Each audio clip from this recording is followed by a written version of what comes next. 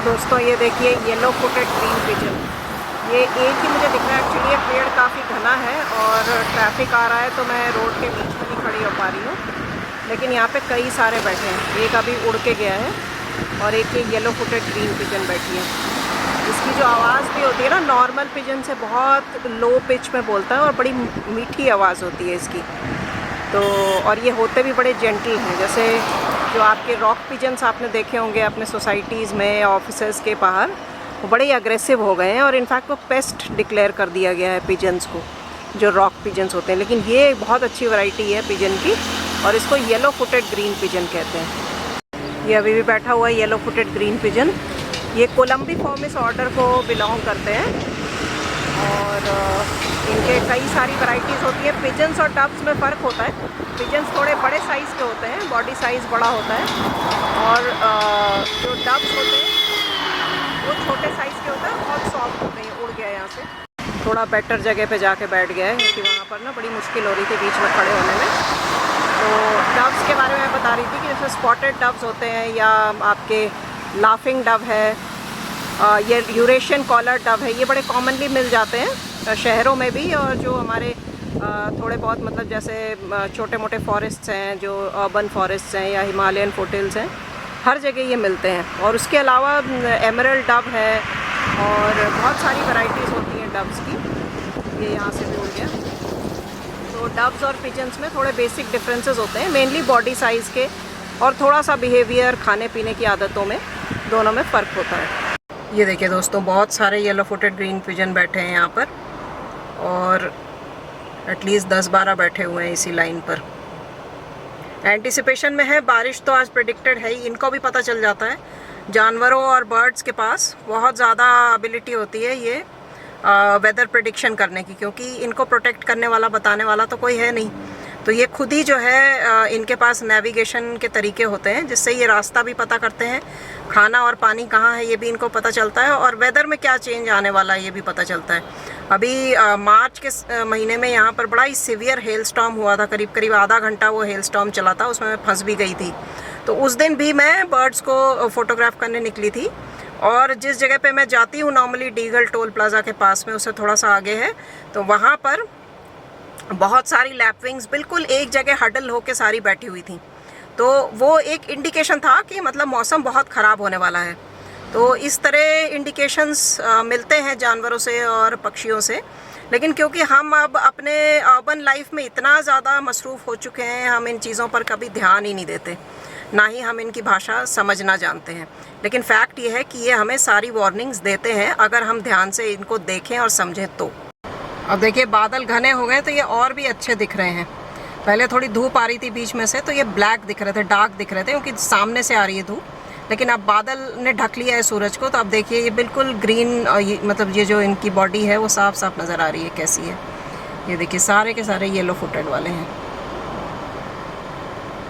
दोस्तों उसी जगह पर आ गई हूँ जहाँ पर पेंटेड स्टॉक्स और ब्लैक टेल्ड गॉडविट मिला था मुझे।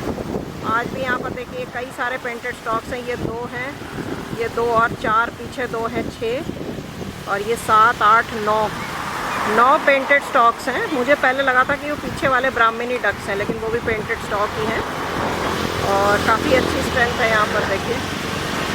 और उसके अलावा स्टिल्ट्स तो है ही। अब गॉडविट्स आज मिलेंगे या नहीं पता नहीं, कुछ और छोटे पक्षी दिख रहे हैं। स्टिल्ट तो पास में ही है, सामने ही है यहाँ पर। ये रहा ब्लैक विंग स्टिल्ट, और उधर जो पानी है वहाँ पर भी देखिए ब्लैक विंग स्टिल्ट्स हैं। मेरे ख्याल से सैंड पाइपर भी है।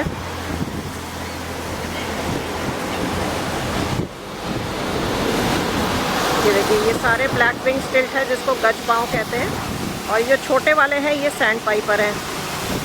अब वो 2 जो गॉडविट दिखे थे वो मुझे इस एरिया में पहली बार दिखे थे, और जैसे कि मैंने बताया था कि नेदरलैंड्स की नेशनल बर्ड है और IUCN की रेड लिस्ट पर भी वो नियर थ्रेटन्ड है, तो उनको ब्लैक टेल्ड गॉडविट कहा जाता है। ये स्टिल्ट हैं, और ये वाला क्या है, आइबिस हो सकता है, ये नहीं, ये ईग्रेट है। लिटिल ईग्रेट है मोस्ट लाइकली। हवा तेज़ चलने लग गई है। ये फ्रंट में जो आपको दिख रहे हैं ये स्पॉट बिल डक्स हैं। पेंटेड स्टॉक तो आपको दिख ही रहा है, 9 या 10 पेंटेड स्टॉक्स हैं यहाँ पर। थोड़ा सा यहाँ साइड में आके देखती हूँ गॉडविट है क्या पीछे वाले इसमें।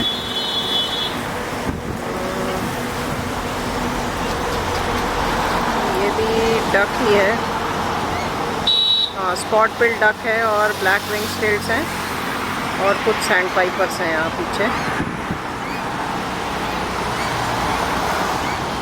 ये देखिए सारे के सारे ब्लैक विंग स्टिल्ट हैं।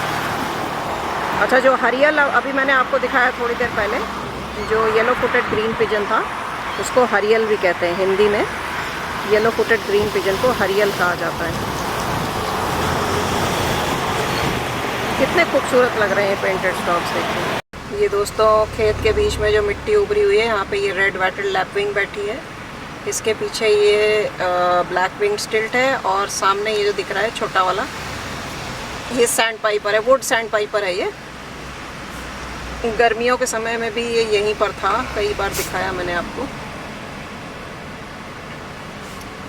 और ये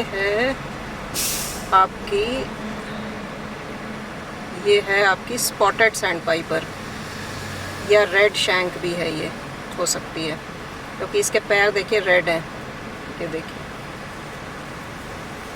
गॉडविट ये नहीं है क्योंकि गॉडविट के पैर लाल नहीं होते और चोंच बहुत लंबी होती है और पिंक कलर की होती है। तो ये वो स्पॉटेड सैंड पाइपर ही है जो जिसमें पॉलीएंड्री मिलती है।